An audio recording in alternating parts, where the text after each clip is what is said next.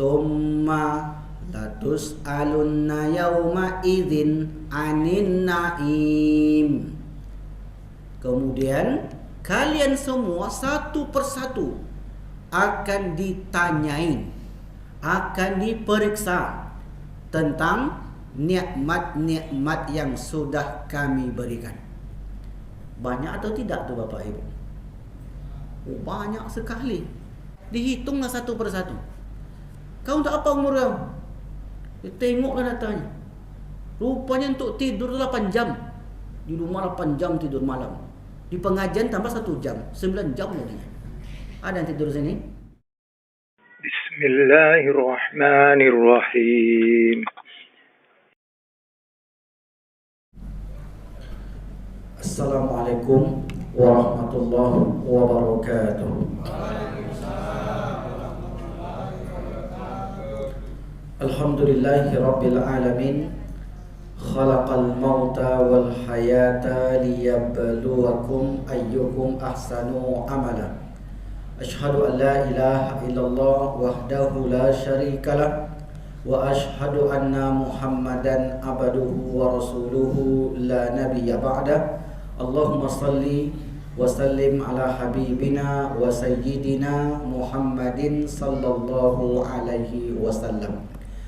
Kaum muslimin, Bapak Ibu, hadirin hadirat yang dimuliakan Allah, malam ini kembali kita melanjutkan kajian seputar perjalanan kehidupan manusia setelah meninggalkan kehidupan dunia. Di bulan yang lalu, bab terakhir yang kita bahas dari buku jilid ketiga yang kita tulis yaitu Al-Yaumu Al-Akhir, hari akhirat, atau juga dinamai dengan alam akhirat. Akhirat, mengapa disebut akhirat? Karena terakhir, makanya disebut dengan akhir, yaumil akhir, hari yang terakhir. Berarti kalau disebut hari yang terakhir, tidak ada kehidupan sesudah itu. Khalidina fiha abada, kekal abadi selama-lamanya. Ada berapa alam yang dilalui manusia? Ada 5. Alam yang pertama, alam ruh. Alam yang kedua, alam rahim. Alam yang ketiga, alam dunia. Alam yang keempat, alam barzakh atau alam kubur. Yang kelima, alam akhirat. Maka setelah periode barzakh ini berakhir, yang ditandai dengan tiupan sangkakala pertama, lalu disusul sangkakala kedua. Jarak di antara 2 tiupan sangkakala ini 40 kata Nabi. Tak disebut apakah 40 hari, 40 bulan, 40 tahun. Nabi enggak menyebutkan angkanya, angka hari, bulan dan tahunnya. Hanya menyebutkan angka 40 saja. Jadi tak ada yang tahu. Yang tahu hanya Allah Subhanahu wa taala. Lalu setelah tiupan sangkakala pertama, hancurlah seluruh alam semesta.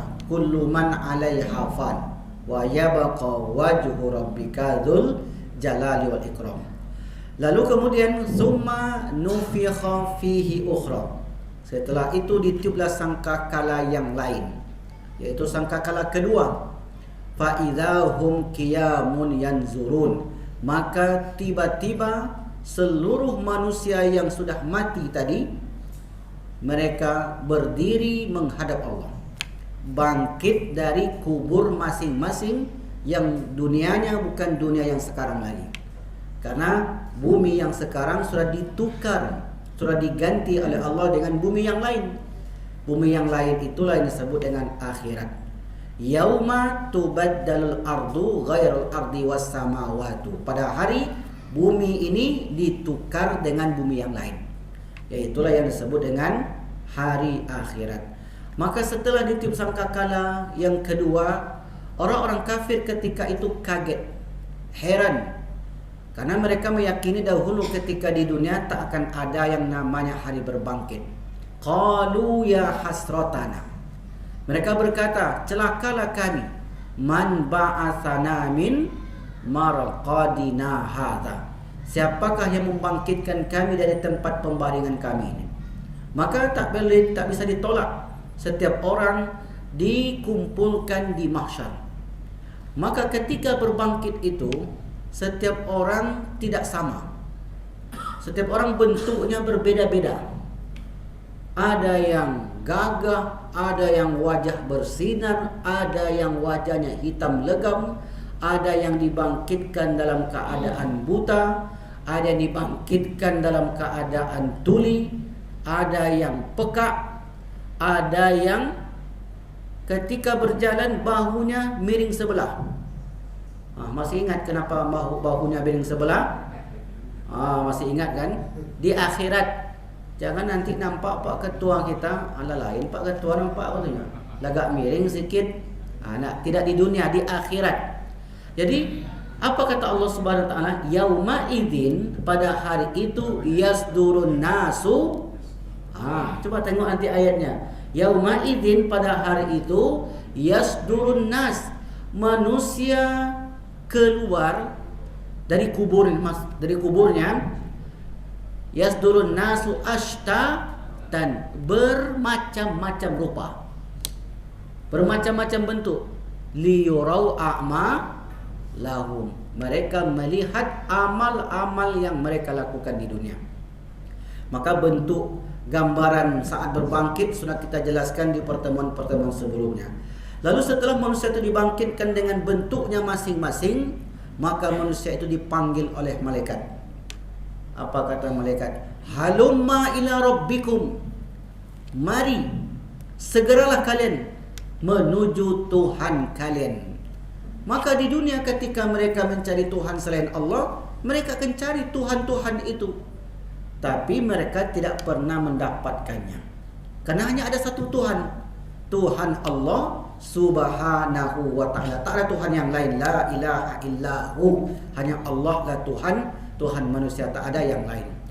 Lalu akhirnya orang-orang yang bertuhan selain Tuhan Allah di dunia, pada akhirnya mereka tetap mencari Allah Subhanahu wa ta'ala. Maka kemudian yauma yaqumun nasu li rabbil alamin, seluruh manusia ketika itu berdiri menuju satu penyeru. Karena di situ panitianya malaikat. Apa kata malaikat?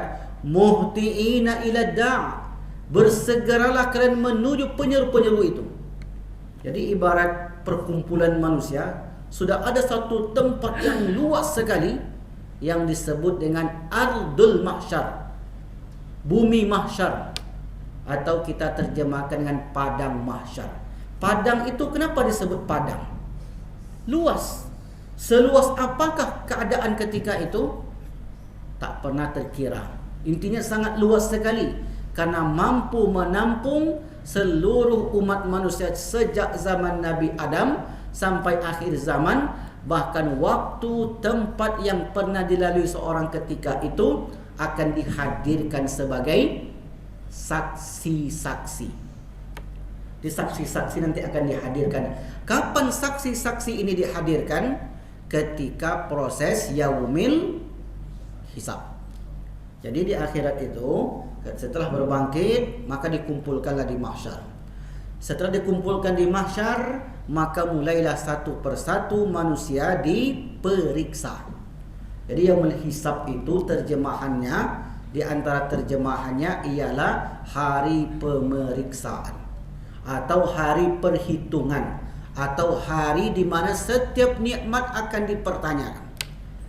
Setelah nikmat-nikmat ini diperiksa satu persatu, maka diberlakukanlah yang disebut dengan yaumil mizan. Jadi mizan itu ditimbangnya amal bukan di alam kubur, tetapi di akhirat. Maka kemudian amal-amal yang dilakukan di dunia akan ditimbang. Amal di dunia tak pernah kita lihat bentuknya seperti apa. Lalu kemudian di akhirat amal-amal itu akan diwujudkan dalam satu bentuk, lalu diletakkan di atas neraca. Setelah selesai ditimbang, maka kemudian diberikanlah catatan-catatan amal tersebut. Maka ada yang menerima dari tangan kanan, ada yang menerima dari tangan kiri, dan ada yang menerima dari punggungnya, dari belakang. Nah, setelah mereka menerima catatan itu, maka mereka dipaksa untuk melewati titian sirat. Jadi itu urutannya. Nah, kita belum jelaskan satu persatu. Malam ini kita akan menjelaskan yaumil hisab, hari pemeriksaan. Summa latus'alunna yawma idzin anin na'im. Kemudian kalian semua satu persatu akan ditanyain, akan diperiksa tentang nikmat-nikmat yang sudah kami berikan. Banyak atau tidak tu Bapak Ibu? Banyak sekali. Disebut dalam ayat itu summa, kemudian latus alunna.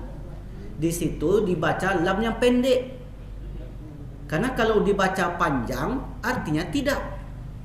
Jadi baca Al-Quran itu kalau salah makhraj, salah mad, salah makna, beda makna.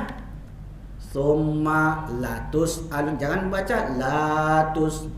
Misalnya ketika kita baca surat Yasin, Yasin wal Qur'anil Hakim innaka laminal mursalin. Baca pendek, jangan dibaca panjang. Innaka laminal mursalin, innaka laminal mursalin. Sama atau beda maknanya? Beda, jauh bedanya Bapak Ibu, antara langit dan sumur bor. Saking jauhnya. Yang satu artinya la minal mursalin, engkau benar-benar seorang utusan. Kalau la minal mursalin, engkau bukan seorang utusan. Yang satu maknanya positif, yang satu maknanya negatif. Maka kalau baca Quran itu perhatikan panjang pendek. Iyyaka na'budu wa iyyaka nasta'in. Benar atau salah bacaan saya? Iyyaka na'budu wa iyyaka nasta'in.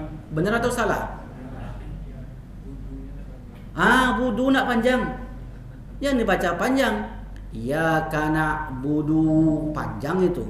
Iyyaka na'budu wa iyyaka nasta'in. Kalau dibaca panjang berarti ada huruf waw di situ. Padahal tidak ada huruf waw. Na'budu, abada, abida, ya'budu. Dibaca pendek. Begitulah kaedah bahasa Arab. Kaedah tajwid. Baca panjang pendek artinya berbeda-beda. Summa, kemudian latus alunna, kalian pasti akan ditanya. Lam di situ penegasan. Ujungnya ada nun, kemudian kasih tasydid. Coba perhatikan nanti. Latus alunna. Ini juga maknanya penegasan penting. Jadi dalam satu kalimat itu ada dua kata penegasan.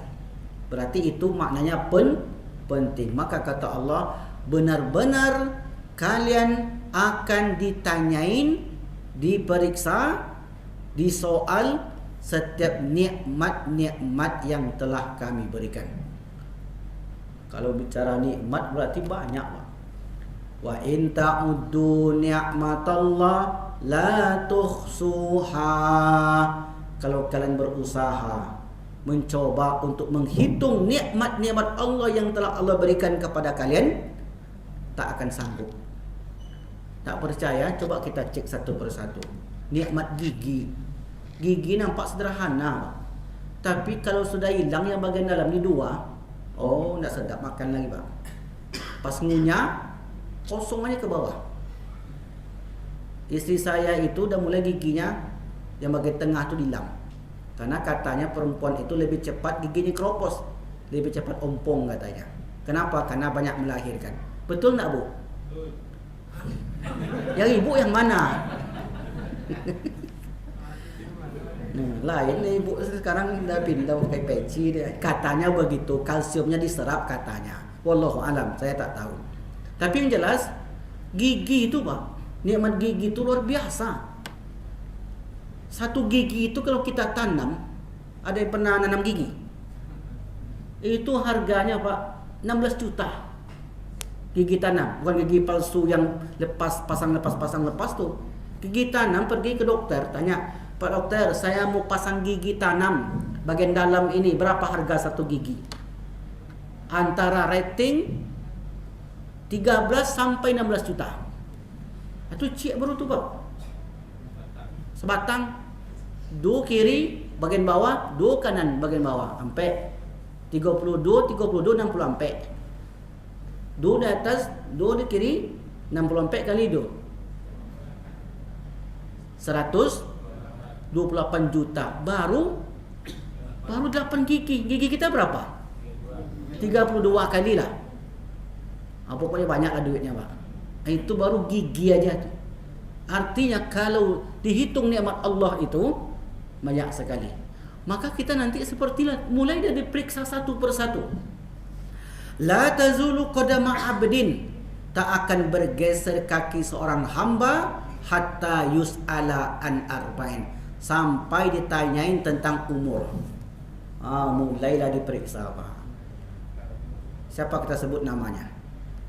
Yusrizar, mana dia? Ada sini? Ada. Ada parkirnya. Maju sini. Ini malaikat yang manggil nih, panitia akhirat, bukan panitia kurban. Periksa. Diperiksalah di situ.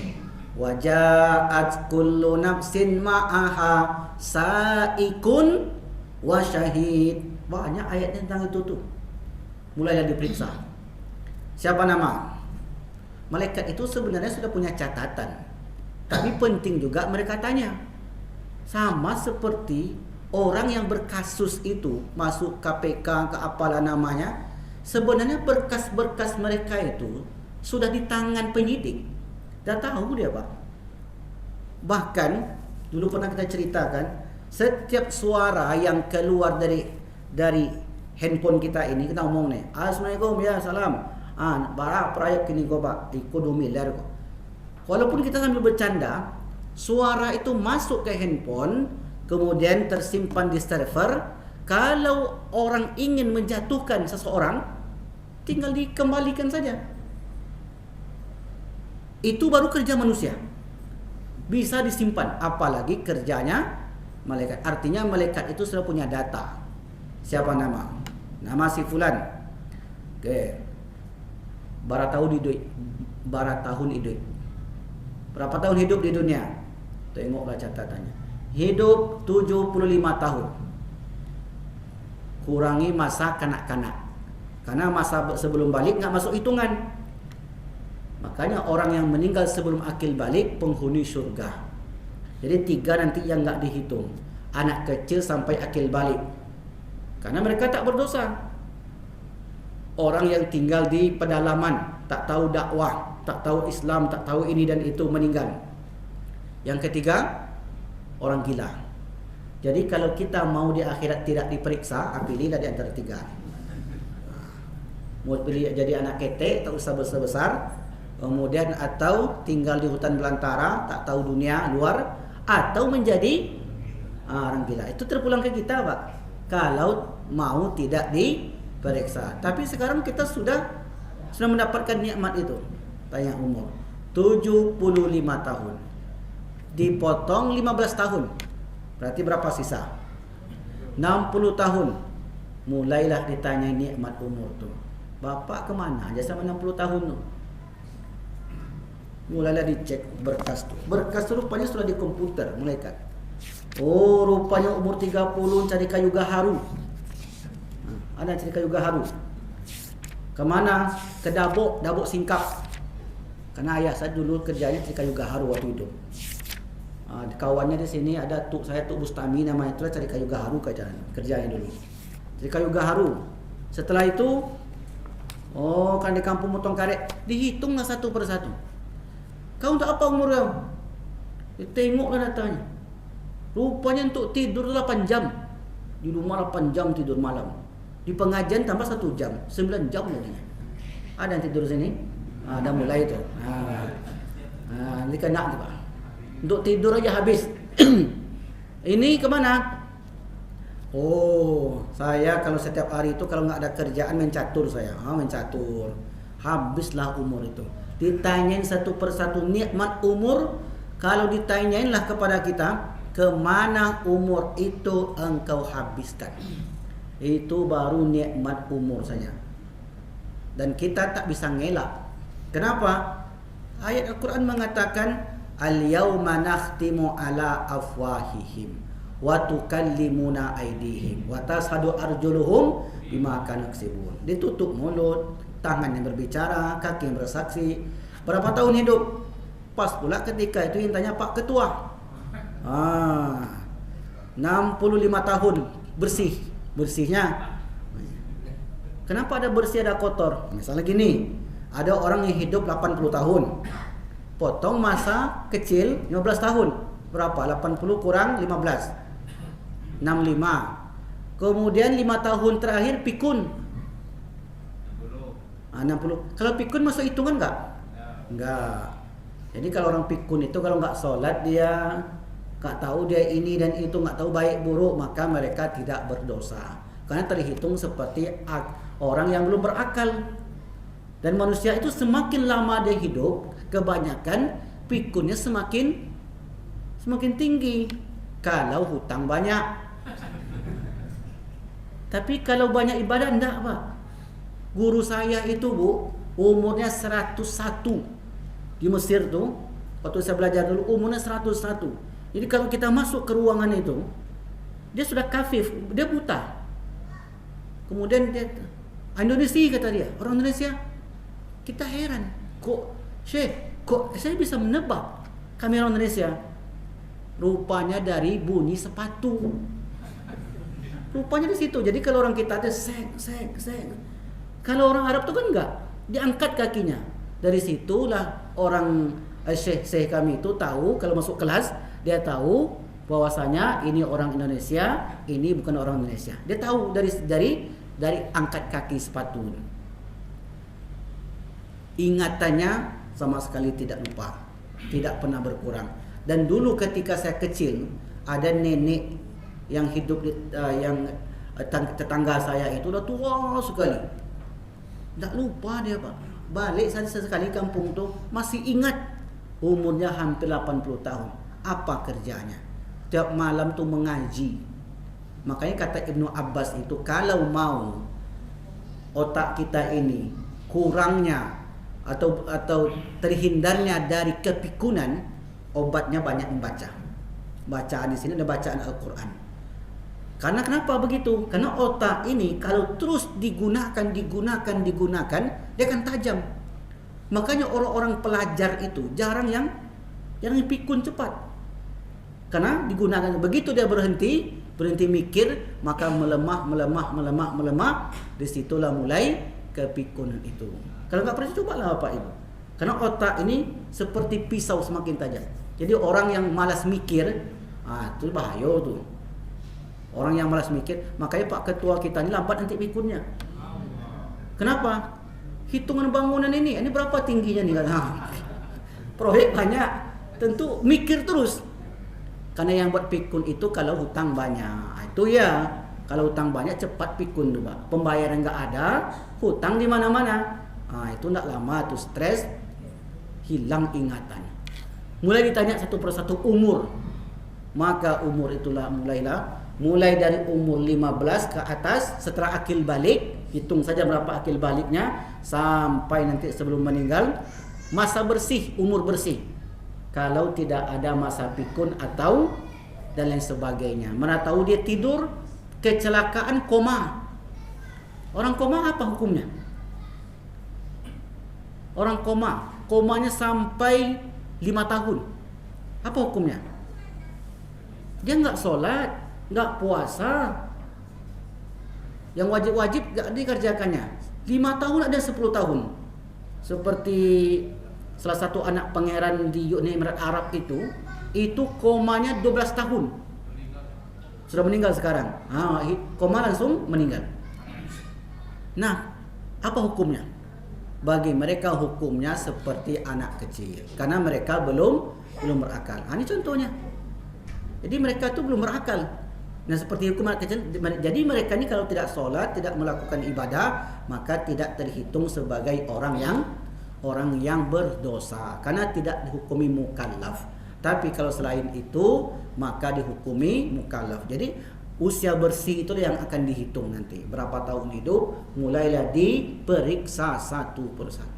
Pemeriksaan di akhirat itu ketat.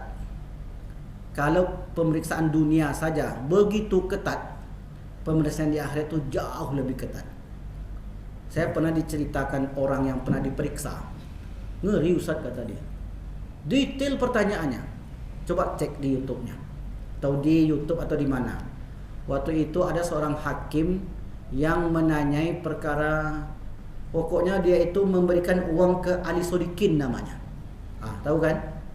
Jadi ketika orang ini memberikan uang itu, kalau tak salah 2 miliar atau berapa miliar, diantarkanlah. Kata hakim itu, siapa yang menerima uang?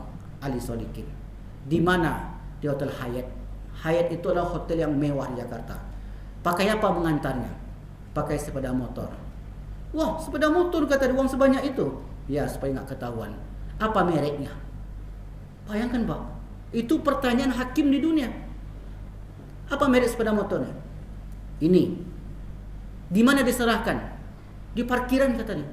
Mak, kata dia, di parkiran. Allahu Akbar, kata hakim itu. Di parkiran uang sebanyak itu? Ya, di parkiran. Nggak masuk ke dalam. Jenis uangnya apa? Rupiah? Dolar? Dolarnya dolar apa? Saya ketika menonton orang-orang yang diperiksa itu, yang terbayang apa? Yang terbayang di akhirat. Nah, kalau ini saja si hakim ini menanya begitu detail, satu kasus, dan satu kasus itu bisa lama, lantas bagaimana nanti orang yang hidupnya lama di dunia? Nah, hidup lama di dunia, periksa lama, bisa jadi yang diperiksa itu baik semua, tapi tetap diperiksa. Bisa jadi amalnya baik, karena kata Rasulullah, khairun nas, sebaik-baik orang adalah man tala umruhu wa hasuna amal. Umurnya panjang, amalnya baik. Berapa tahun hidup? Saya sekarang sudah 50 tahun. Kemudian, pernahkah kau pergi ke Mekah selama hidupmu? Nikmat. Ya Allah, kata dia, saya tak diberi kemampuan oleh Allah, berarti tak wajib. Selamat. Kamu? Oh, saya tak pernah berangkat. Kamu punya kemampuan? Punya. Kenapa tidak berangkat? Mulailah ditanyain. Ini masalah nikmat tadi. Kenapa tidak berangkat? Tak ada uang. Itu banyak. Oh, ini uang ini untuk cucu saya. Ini untuk anak saya. Anakmu sudah berhasil, sudah bekerja. Kenapa kamu tidak berangkat? Tak bisa ngelak Bapak Ibu. Tak bisa seseorang itu mengelak ketika sudah diberi kesempatan oleh Allah datang ke tanah suci. Setidaknya kita ini sekali dalam seumur hidup jadilah. Jangan pernah tidak sampai ke sana. Di sebuah tempat di Tambilahan itu, tanya nanti Pak Ketua kita. Jadi orang Tambilahan itu banyak orang Bugis, ada orang Banjar. Mereka ini fanatik. Fanatiknya itu, ini 1/2 hektar kebun kelapa tak boleh digunakan untuk apa-apa kecuali ke tanah suci. Betul tak Pak? Fanatik Pak, tapi fanatik yang bagus. Tak boleh ini, tak boleh bangun rumah, tak boleh biaya ini, tak boleh biaya ini. Pokoknya yang 1/2 hektar ini khusus untuk ke tanah suci. Jadi bagi mereka itu, walaupun sebelumnya tidak mampu mereka berangkat, tapi dengan tekad yang kuat, ternyata Allah bukakan.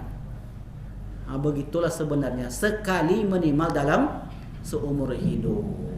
Tapi kalau bisa 2 kali, alhamdulillah. Misalnya sekali 10 tahun. Kapan terakhir berangkat? Saya terakhir berangkat sudah lama saya. 2019. Teringatlah, mulai rindu ke tanah suci itu. Maka bincang dengan istri. Kapan kita berangkat lagi? InsyaAllah lah tahun depan. Mana duitnya?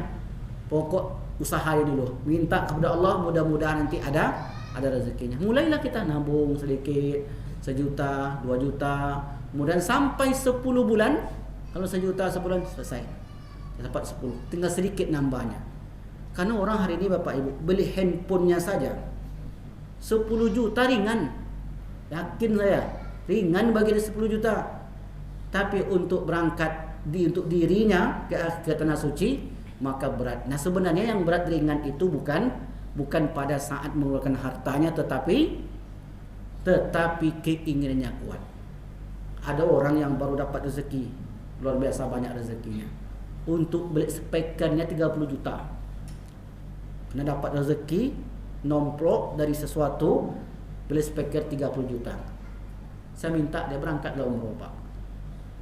Kita hanya menyarankan, oh belum ada panggilan lagi Ustaz katanya. Panggilan apa juga lagi? Jangan ditunggu dipanggil malaikat. Dipanggil malaikat nanti selesai. Tak ada apa lagi yang kita buat, apa yang dikumpulkan ini, maka habis di situ. Maka ini termasuk yang akan diperiksa. Karena waktu yang sudah Allah berikan ternyata tidak dimanfaatkan sebagaimana mestinya. Satu, nikmat tentang umur dipertanyakan. Nah, kita coba yang lain. Nikmat apa kira-kira? Nikmat apa lagi? Misalnya nikmat telinga, nikmat mata, nikmat kesehatan. Mulai satu persatu diperiksa detailnya. Kamu badan sehat? Ya sehat. Ada datang ke rumah Allah? Tidak. Kapan ke rumah Allah? Ketika sakit, baru dia ke masjid. Ketika sehat, tidak ke masjid-masjid. Ketika dia diberi kelapangan rezeki, tak datang ke rumah Allah. Tapi ketika hidupnya sempit, disitulah dia mulai datang ke rumah Allah. Maka ini orang akan dipersulit pertanyaan-pertanyaannya karena amal ibadahnya itu hanya untuk ketika ia dalam keadaan sempit saja. Baik Bapak Ibu yang dimuliakan Allah, karena banyak yang pertanyaan tentang nikmat ini. Kalau ada yang bertanya, tafadhol silakan. Ada yang bertanya? Ya, berapa menit lagi? 4 menit. Ya, silakan Pak. Ya, tafadhol. Ya.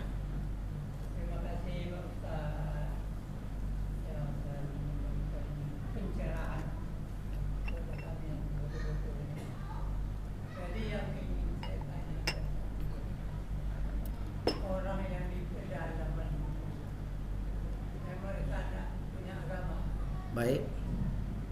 Jadi supaya mereka punya agama,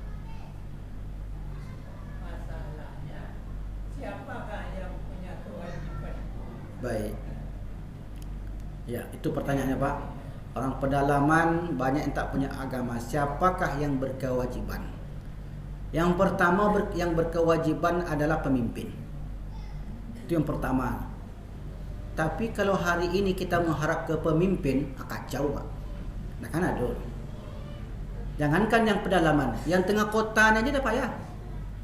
Oke, berarti ini tak bisa diandalkan. Jadi siapa lagi yang diharapkan?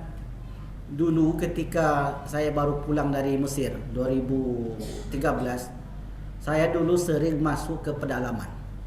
Di antaranya suku Akit, Talang Mamak, suku Sakai. Masuk kita Pak di Selat Panjang. Di situ ada pulau-pulau, Pulau Sokop, Pulau Kediri, bukan Kediri. Banyak pulau-pulau di situ. Jadi mereka ini ketika kita datang, ya kita melihat pakaiannya bukan seperti kita. Kumuh, kemudian dekil, macam-macam lah orang pedalaman tadi. Tapi kemudian kita di sana ada kawan namanya Ustaz Fauzi. Ketika itu kita hantarkanlah bantuan-bantuan dari jemaah kita Pekanbaru, baju bekas. Kemudian kalau bulan kurban itu kita hantarkan hewan kurban untuk menarik minat mereka.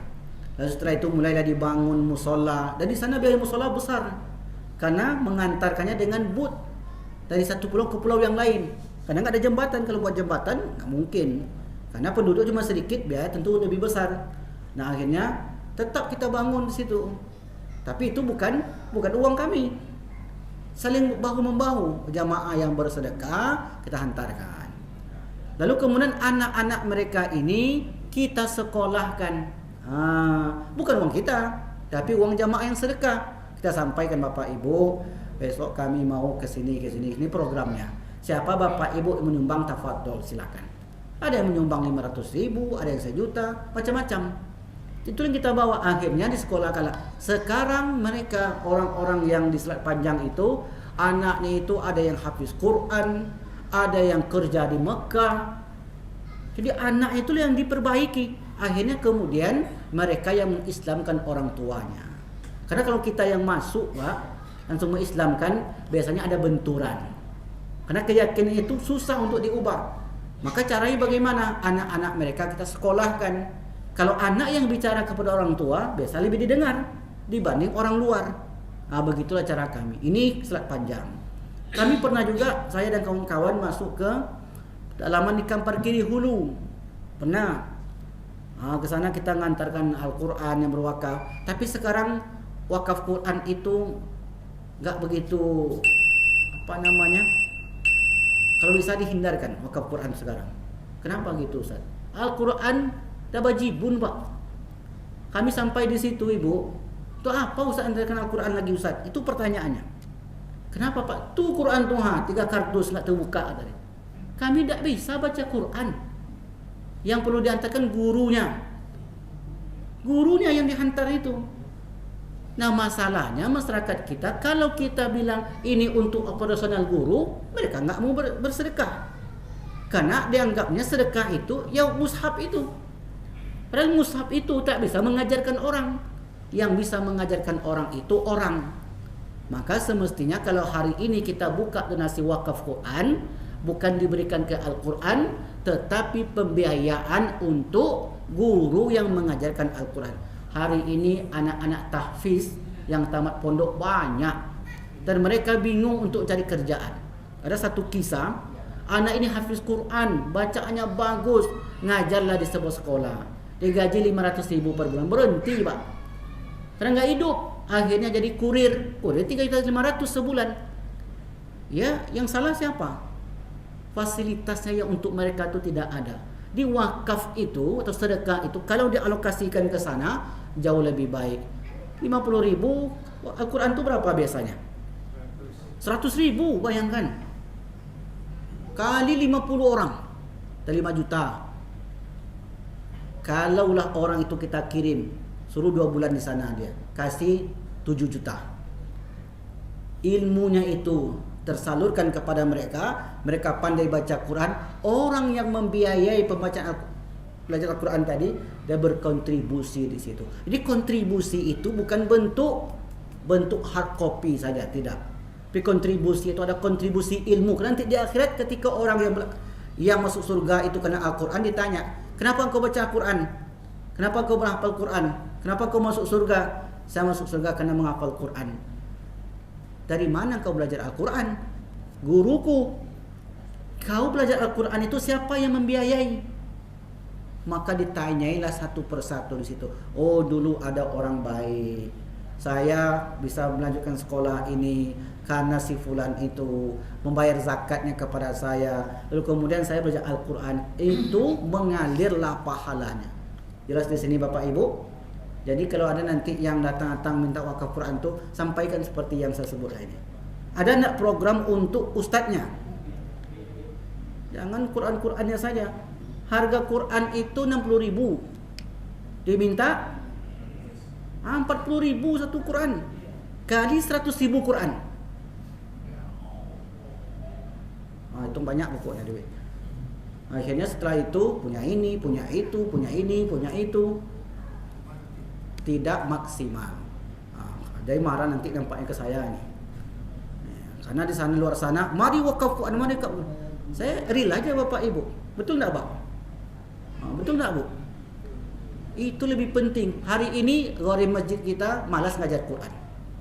Karena sekian cuma digaji. Saya pernah ada seorang ibu, dokter tuh pasti duitnya banyak. Pasti itu. Pak Ustaz, ya tolong carikan guru Ustaz yang ngajarkan anak Al-Quran, anak saya Al-Quran. InsyaAllah Bu, saya carikan nanti. Tapi mohon maaf ya saja, cuma 200.000 saya kata, tak usah saya bilang.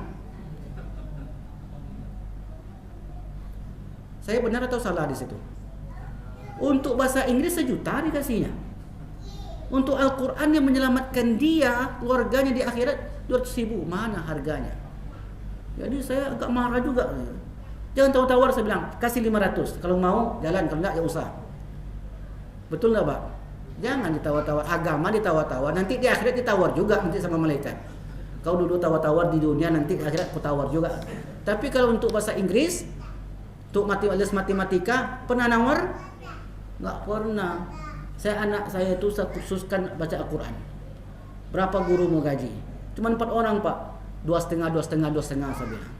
1 juta kita berempat ini. Kalau mau jalan. Karena Al-Quran ini mesti mahal harganya supaya dihargai.